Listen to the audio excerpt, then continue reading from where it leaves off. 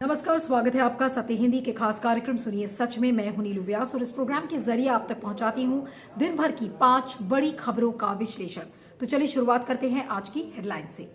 संसद में आज भी हंगामा, बीजेपी सांसद और विपक्ष आया आमने सामने। यूपी में उन 11 राज्यों में जहां बेरोजगारी दर सबसे ज्यादा। ओमिक्रॉन से भारत में खतरा बढ़ा, बूस्टर डोज लगाने की मांग। प्रशांत किशोर पर सलमान खुर्शीद हमलावर, समझाया लोकतंत्र का पाठ। और अमित शाह जाएंगे राजस्थान, राज्य बीजेपी में वसुंधरा दिख रही धमक। तो चलिए शुरुआत करते हैं हमारी आज की पहली बड़ी खबर से और ये खबर जुड़ी हुई है संसद के शीतकालीन सत्र की। लगातार 12 राज्यसभा सांसदों के निलंबन को लेकर गतिरोध बना हुआ है और आज महात्मा गांधी की प्रतिमा के सामने जो 12 निलंबित सांसद थे वो तो विरोध प्रदर्शन कर ही रहे हैं प्लैकार्ड्स लेकर, लेकिन आज बीजेपी के सांसद भी नारेबाजी में जुट गए और उन्होंने विपक्ष के रवैये को लेकर विरोध प्रदर्शन किया। वहीं पर महात्मा गांधी की मूर्ति के सामने, यानी कि विपक्ष और बीजेपी के सांसद दोनों आमने सामने खड़े रहे, स्लोगनियरिंग की, जमकर नारेबाजी की। लेकिन इससे क्या हुआ? क्या संदेश बीजेपी देना चाह रही है? इससे ये संदेश साफ है कि विरोध प्रदर्शन बीजेपी भी कर रही है विपक्ष के रवैये को लेकर, लेकिन सत्ता पक्ष के लोग शायद विपक्षी और जो निलंबित सांसद हैं उनसे बात करने के लिए तैयार नहीं है, जो कि एक साफ संकेत है कि ये गतिरोध शायद जल्द अभी टूटने वाला नहीं है। इन 12 सांसदों को अभी 23 दिसंबर तक, यानी कि जो आखिरी दिन है संसद के शीतकालीन सत्र का, तब तक के लिए उन्हें निलंबित किया गया है। राज्यसभा के चेयरमैन वेंकैया नायडू ने अभी क्या कहा था? उन्होंने कहा था कि अगर ये 12 निलंबित सांसद माफी मांग लेंगे तब इनका निलंबन वापस ले लिया जाएगा। लेकिन उन्होंने कहा साथ में वेंकैया नायडू ने कि ये निलंबन पहली बार नहीं हुआ है और ये जो आचरण है सारे विपक्षी सांसदों का, ये बहुत ही अलोकतांत्रिक है। लेकिन जो सांसद है उनका ये कहना है कि जो राज्यसभा की जो चेयर है वो बहुत ही अलोकतांत्रिक तरीके से उन्होंने ये सस्पेंशन किया है, वो भी पिछले सेशन का, जो कि इस सेशन में कैरी फॉरवर्ड नहीं हो सकता है। तो गतिरोध लगातार जारी है, जिसको लेकर विपक्ष तो हंगामा कर ही रहा था, साथ में अब उस हंगामे में और विरोध के सुर में सुर मिला रहे हैं सत्ता पक्ष के लोग, यानी कि सत्ता की तरफ से कोई भी गतिरोध को तोड़ने की अभी पहल नहीं दिख रही है। तो क्या संसद का जो शीतकालीन सत्र है, ये जो 12 सांसद हैं जिनको निलंबित किया गया है, क्या ये इसी तरह से पूरे विंटर सेशन में क्या विरोध प्रदर्शन करते रहेंगे? सरकार क्या ये इंतजार करेगी? सरकार अपनी तरफ से कोई पहल नहीं कर सकती? ये सारे सवालों के बीच बार बार ये सवाल खड़ा हो रहा है कि एक लोकतंत्र में और जो संसद की कार्यशैली है, क्या उसमें इस तरीके का गतिरोध क्या वो सत्ता पक्ष हो या फिर विपक्ष हो, उसके फायदे में है या नहीं है? इस पर फीडबैक दीजिएगा, मैं आगे चलती हूँ। दूसरी खबर में बात करते हैं बढ़ती बेरोजगारी की दर को लेकर। जी हाँ, जो पीरियोडिक लेबर फोर्स का जो सर्वे है, जो कि नेशनल स्टैटिस्टिकल ऑफिस यानी कि एनएसओ का जो सर्वे है, उसके मुताबिक जो शहरी बेरोजगारी है वो सारे एज ग्रुप्स में काफी बड़ी है और 11 तो ऐसे राज्य हैं जहां पर ये जो फिगर है बेरोजगारी का, ये डबल डिजिट्स में है, यानी कि 10% से ज्यादा है। और ये जो एज ग्रुप माना जा रहा है, ये ज्यादातर ये देखा गया है कि जो अनएम्प्लॉयमेंट रेट है, जो बेरोजगारी दर है, वो 22.9 है, जो 15 साल से लेकर 29 साल के बीच के लोगों में पाया गया है। और ये जो आंकड़ा है, ये जनवरी से लेकर मार्च तक का आंकड़ा है, जो 2020 और 21 का क्वार्टर है। अब आपको बता दें कि 12 ऐसे राज्य हैं जहां पर डबल डिजिट्स में है बेरोजगारी दर। जम्मू एंड कश्मीर और लद्दाख में ये जो बेरोजगारी दर है ये 17.6 है और उसके बाद उत्तराखंड, केरला, उड़ीसा, राजस्थान, यूपी, तमिलनाडु, हरियाणा, ये तमाम राज्य हैं जहां पर जो बेरोजगारी का दर है वो 10% से ज्यादा है, यानी कि डबल डिजिट्स में पाया गया है। अब अगर जनवरी और मार्च की हम बात करें तो जो शहरी जो बेरोजगारी दर है जनवरी से मार्च तक का, वो 9.1 था, जिसमें कि महिलाएं जो शहरी इलाकों में हैं उनमें जो बेरोजगारी का दर था वो 11.8 था और जो अक्टूबर और दिसंबर का जो क्वार्टर है उसमें 13.1 था। अब अगर आप पैंडेमिक के पहले की जो बेरोजगारी है उसकी दर की हम बात करें तो वो 9.1 था और पैंडेमिक के बाद का जो आंकड़ा है वो 9.3 है।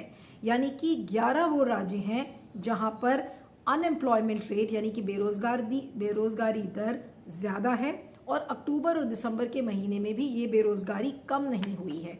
यानी कि कुल मिलाकर जो 15 से 29 साल का जो एज ग्रुप है उसमें बेरोजगारी काफी बड़ी है। और सबसे मजे की बात यह है कि उत्तर प्रदेश इन 11 राज्यों में है जहां पर बेरोजगारी बढ़ी है। और ये रिपोर्ट इसलिए भी महत्वपूर्ण है क्योंकि ये रिपोर्ट और ये जो सर्वे सामने आया है एक ऐसे समय में सामने आया है जब उत्तर प्रदेश में चुनाव की तैयारियां हो रही हैं। चुनाव को लेकर तमाम जो विपक्षी पार्टीज हैं बेरोजगारी को लेकर मुद्दा बना रही हैं। अभी कल भी अखिलेश यादव ने बेरोजगारी को लेकर बोला है कि योगी सरकार ने इतनी सारी नौकरियां प्रॉमिस की थी लेकिन वो किसी को भी नहीं मिली, और जो नवयुवक है वो बिल्कुल फ्रस्ट्रेटेड है और मायूस बैठा हुआ है। और इधर जब ये आंकड़ा आता है और वो भी नेशनल स्टैटिस्टिकल ऑफिस का अगर ये आंकड़ा है तो इसे सरकार भी नहीं झुठला सकती क्योंकि ये सरकार का अपना डेटा है। तो क्या योगी सरकार इस डेटे को झुठला सकती है? अगर विपक्षी पार्टीज आज योगी सरकार के ऊपर हमलावर हैं और ये पूछेंगी कि बेरोजगारी का दर इतना क्यों बढ़ा हुआ है तो योगी जी क्या कहेंगे?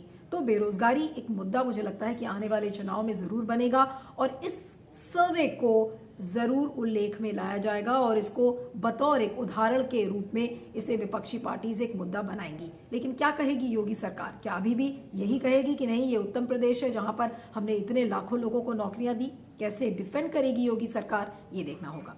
फीडबैक दीजिएगा, मैं आगे चलती हूँ। तीसरी खबर में बात करते हैं ओमिक्रॉन वेरिएंट जो कोरोना वायरस का साउथ अफ्रीका में पाया गया था उसको लेकर अब भारत में चिंताएं बढ़ गई। अभी कल आपने देखा कि कर्नाटका में भी केसेस पाए गए हैं जो ओमिक्रॉन वेरिएंट पाया गया है। बैंगलोर के एक एनेस्थेटोलॉजिस्ट थे जो कि उन्होंने 5 स्टार एक होटल में एक कॉन्फ्रेंस अटेंड किया था और उसके बाद वो बीमार पड़ गए और उनमें ओमिक्रॉन वेरिएंट पाया गया है। और मजे की बात यह है कि इनकी कोई ट्रैवल हिस्ट्री नहीं है, इन्होंने विदेश यात्रा नहीं की। इसका मतलब क्या है कि ओमिक्रॉन वेरिएंट भारत में शायद पहले से मौजूद था, क्योंकि ये जो डॉक्टर है अगर इसकी ट्रैवल हिस्ट्री नहीं है और इसमें ओमिक्रॉन वेरिएंट पाया गया है तो या तो साउथ अफ्रीका से कुछ लोग आए होंगे, उनके संपर्क में वो आया होगा, या फिर भारत में ये ओमिक्रॉन वेरिएंट पहले से पाया गया है। बहरहाल इन सारी खबरों के बीच लोगों के मन में दहशत और डर तो बढ़ ही गया है, लेकिन जो प्रयोगशालाओं का एक कंसोर्शियम है, जो भारत की ही प्रयोगशाला का कंसोर्शियम है जिसको हम इंसाकॉग कहते हैं, इसमें 28 लैब्स हैं, उन्होंने भारत की सरकार से ये कहा है कि ओमिक्रॉन को देखते हुए बूस्टर डोज की तैयारी सरकार को करनी चाहिए और उस पर विचार शुरू करना चाहिए। अब ये सलाह एक ऐसे समय में आई है जब भारत में आप वैक्सीनेशन रेट देखें तो 30% जनता को अभी दोनों डोजेज लगी हैं, यानी कि 70% लोग ऐसे हैं जिन्हें अभी दोनों डोजेज नहीं लगी हैं। तो क्या ऐसे में भारत अपनी प्राथमिकताओं को बदलेगा? क्या भारत बूस्टर डोज को लेकर आगे बढ़ेगा?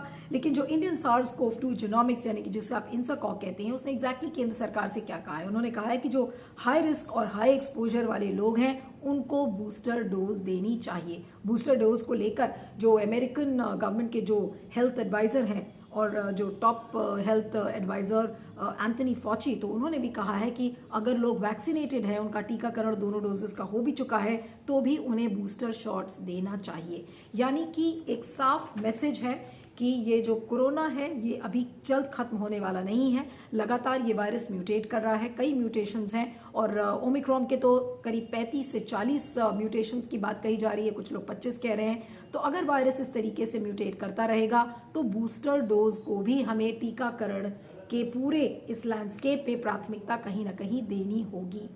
और अभी उस दिन कोर्ट ने भी केंद्र सरकार से कहा था कि आप बूस्टर डोज के बारे में आपकी क्या टाइमलाइन है उसे बताइए। अब इंसाकॉग ने भी कहा है, तो अब देखना ये होगा कि भारत की सरकार जल्द से जल्द क्या बूस्टर डोज को लेकर एक कोई टाइमलाइन लेकर आती है, और अगर नहीं लाती तो आप ये सोच लीजिए कि जिन लोगों को दोनों डोजेज लग चुकी हैं वो सारा असर बेअसर हो जाएगा, क्योंकि तमाम ये जो डरावने वेरिएंट सामने आ रहे हैं वो लोगों के लिए घातक बन सकते हैं। तो सरकार जगेगी या अभी भी चुप्पी बांध कर बैठी रहेगी बूस्टर डोज के ऊपर, ये कहते हुए कि नहीं देखिए अभी तो हमें अभी टीकाकरण दोनों डोजेस का इतने सारे लोगों को करना है। तो क्या इकोनॉमिक्स इस चीज में बाधा डालेगी। लेकिन फिलहाल जो इंसोकॉम ने सलाह दी है बूस्टर डोज को लेकर, तो देखना ये होगा कि सरकार कितनी जल्दी बूस्टर डोज के बारे में बात करती है।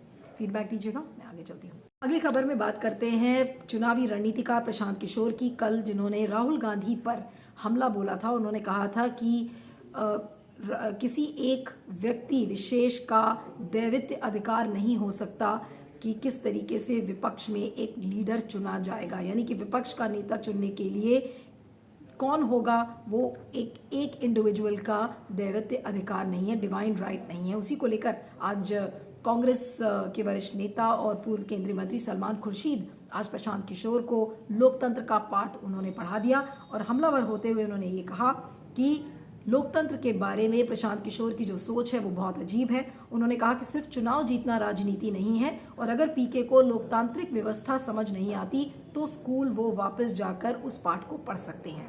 साथ में उन्होंने कहा कि ये चीज़ उनको नहीं समझ में आएगी क्योंकि उनके दिमाग में सिर्फ एक चीज़ बैठी हुई है, वो है कॉमर्स यानी कि बिजनेस। उन्होंने कहा कि कॉमर्स इसको नहीं समझ सकता।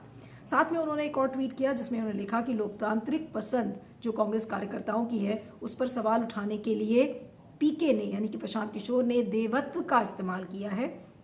और फिर उन्होंने इसको एक्सप्लेन करते हुए कहा कि जो दिव्यता है वो आस्था से जुड़ी हुई है, लोकतंत्र विश्वास से जुड़ा हुआ है और दूसरे जो लोग हैं वो इस लोकतांत्रिक व्यवस्था को नहीं समझ सकते। तो एक तीखा हमला सलमान खुर्शीद ने दिया है और प्रशांत किशोर को ये बता दिया कि जो लोकतंत्र का पाठ पढ़ाने के लिए वो भी बहुत कच्चे हैं, बच्चे हैं और लोकतंत्र का पाठ सीखने के लिए शायद उन्हें स्कूल में जाना पड़ेगा। और दैवत्व, चुनावी रणनीति और किस तरीके से लोकतांत्रिक व्यवस्थाएं बनती हैं उसमें देवत्व का इस्तेमाल करना, उसको लेकर भी सलमान खुर्शीद ने कटाक्ष किया है प्रशांत किशोर पर और ये कहा है कि उनको लोकतंत्र नहीं आता और लोकतांत्रिक व्यवस्थाओं के बारे में भी उनकी जानकारी नहीं है।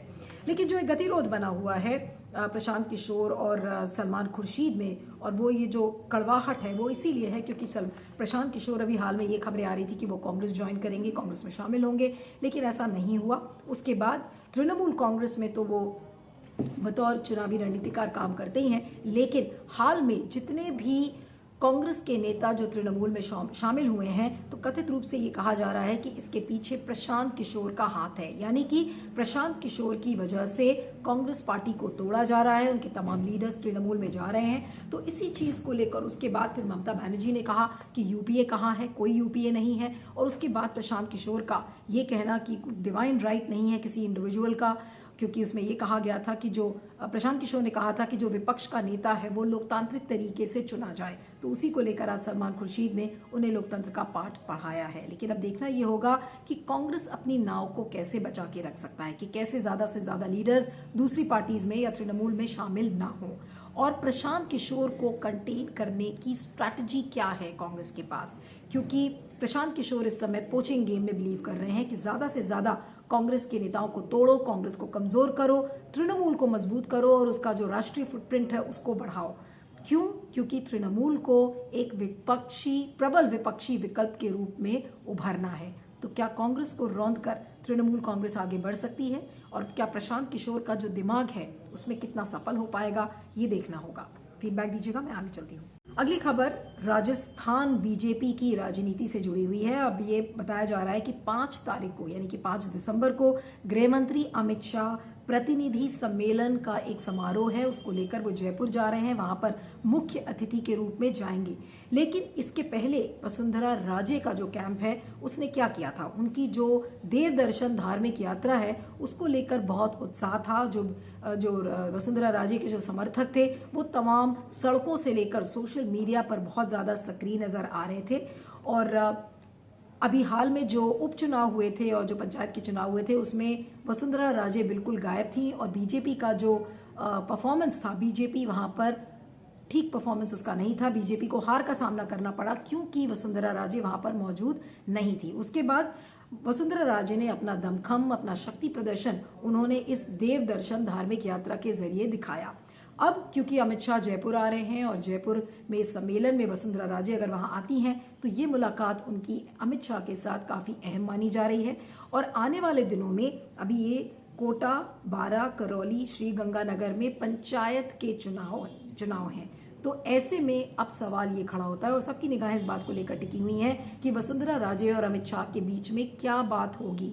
क्या वसुंधरा राजे फिर से पंचायत के चुनाव के लिए कैंपेन करेंगी? क्या उनकी मौजूदगी बनेगी? और अगर मौजूदगी बनेगी तो फिर उसका संदेश ये जाएगा कि बीजेपी कहीं ना कहीं ये बात मान चुकी है कि वसुंधरा राजे के बिना बीजेपी का एग्जिस्टेंस राजस्थान में मुश्किल है। और वसुंधरा राजे के समर्थकों ने काफ़ी दमखम के साथ और कई बार उनको मुख्यमंत्री पद के दावेदार घोषित करने के लिए बार बार मांगे भी उठी हुई हैं। लेकिन ये भी कहा जा रहा है कि अमित शाह जयपुर इसलिए जा रहे हैं क्योंकि जो बीजेपी अध्यक्ष हैं सतीश पूनिया, उन्होंने इनको न्योता दिया था और इनके कहीं पर जा रहे हैं। तो जो गुटबाजी का जो खेल है राजस्थान बीजेपी में वो लगातार चल रहा है। लेकिन सबकी निगाहें टिकी होंगी कि क्या अमित शाह वसुंधरा राजे को मिलते हैं और अगर क्या जो पंचायत के चुनाव है उसको लेकर अमित शाह की क्या बातचीत होती है।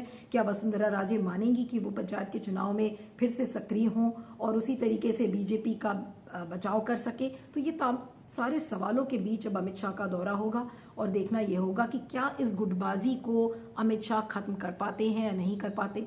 और अगर इस पर कोई पहल होती है तो जाहिर सी बात है कि वो एक एक्नॉलेजमेंट होगा बीजेपी का कि बीजेपी का सर्वाइवल बिना वसुंधरा राजे के राजस्थान में मुमकिन नहीं है। और अगर इस बात पर कोई समन्वय नजर आता है तो देखना ये होगा। लेकिन फिलहाल जो वसुंधरा राजे का जो कैंप है वो बहुत ज़्यादा उत्साहित है। शक्ति प्रदर्शन ऑलरेडी कर चुका है कि ये जो देव दर्शन यात्रा थी इसके जरिए उन्होंने दिखाया है कि आज भी जो वसुंधरा राजे का दमखम है वो बरकरार है और अगर वो नहीं रहती हैं तो इसी तरह से बीजेपी चुनाव हारती है।